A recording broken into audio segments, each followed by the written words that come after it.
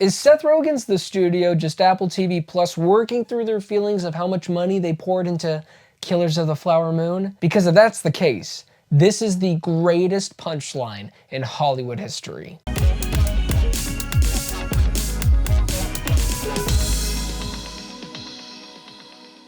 Follows a legacy Hollywood movie studio striving to survive in a world where it is increasingly difficult for art and business to live together. This show already hooked me when you are talking about a series that is exploiting essentially the world of Hollywood, how studios work, and you have the minds like Seth Rogen and Evan Goldberg, the people that gave us The Interview, and this is the end? Yeah, I'm locked in. And speaking of Seth Rogen, he is perfectly cast as Matt, a studio head caught between making great films and making money in an industry drowning in content. From the very first scene that we get from this character, you feel his stress. Everything about him just exudes, please like me, please love me, I will do anything for this job. He's trying to juggle everything, pleasing his bosses, keeping directors happy, and making sure the studio doesn't crash and burn right before his eyes. But deep down on the character of Matt, he cares way too much about what others think of him. And when you are in an industry where everything is about show business, money, how much are you going to make for me,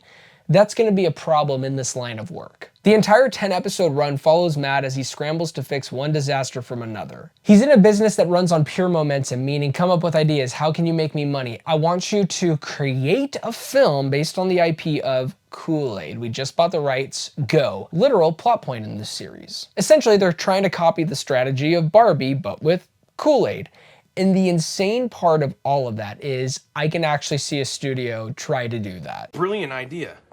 I cannot believe I didn't think of that. With a show like this, what do you expect you're going to get with following a studio executive? A lot of cameos. Slight mini spoiler, here are a couple that are in the series. You have Paul Dano, Martin Scorsese, Zac Efron, and I'll stop there. There are loads more, and every time they utilize, that's the thing that was really funny about this series, they utilize these cameos not just in a way where it's like, oh hey look, it's that famous person. No, they are integrated into the story in such comedic fashion that you will be laughing your guts out. I don't even want to know how much this show costs, but it had to be a ton. If I were to describe the tone, the overall tone for this series, it's obviously a comedy, but I would say it's a mixture of Uncut Gems meets Neighbors.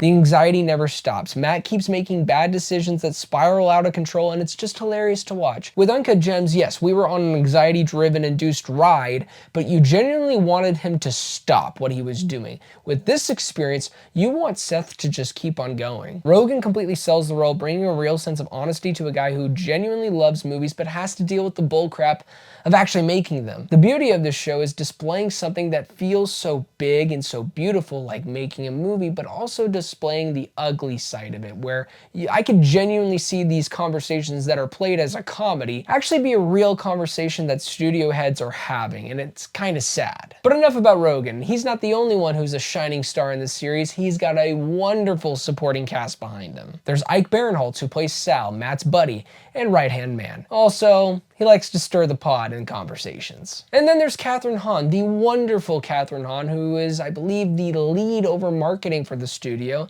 And yes, she steals every scene that she is in, bringing even more chaos to an already chaotic team. And last but not least, we gotta talk about the man, the myth, the legend. Bryan Cranston, playing a Hollywood executive, essentially Walter White in Hollywood. Perfect. You're damn right. The guy is straight up intimidating as he pressures Matt to take horrible, terrible cash grab IP films like Kool-Aid. Oh yeah! Beyond the comedy and the wonderful cast that we have here, this show actually has something to say about the industry. It shows how studios overthink or underthink everything, greenlight projects that are obviously doomed from the start, and somehow expect to make $1 billion from certain IPs where clearly nobody cares. It's a hilarious and brutal take at how the sausage gets made, and I love the commitment that Apple TV Plus gives us in exposing this side of the industry. I'm not saying it's truthful all the way, but you can at least get an attempt that they are displaying a sense of reality for us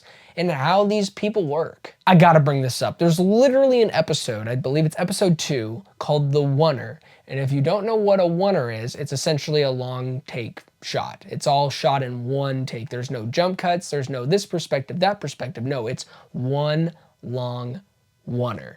And virtually in every episode, in every situation, almost in every situation, whether there's a conversation in this room or this building, it is entirely shot as a oneer. So props to Adam Newport Barris cinematography, which is gorgeous, capturing both the beauty and absolute chaos of LA. Every long take is done with such precision, and you can't help but notice that it does help the experience. It feels more immersive as you are watching each episode into each conversation that transitions to the next conversation in the episode. So what did I think about the studio? I freaking loved it. It's a wild ride packed with hilarious, stressful, and absurd moments. Seth Rogen and Ike Barinholtz are in top form, the cameos are next level, and the show's love for movies and the chaos of making them shines through this wonderful project. It's ridiculous, and I couldn't get enough of it. 9 out of 10. Well, thank you guys so much for watching my review on The Studio. Be on the lookout for it, streaming on Apple TV Plus exclusively March 26th.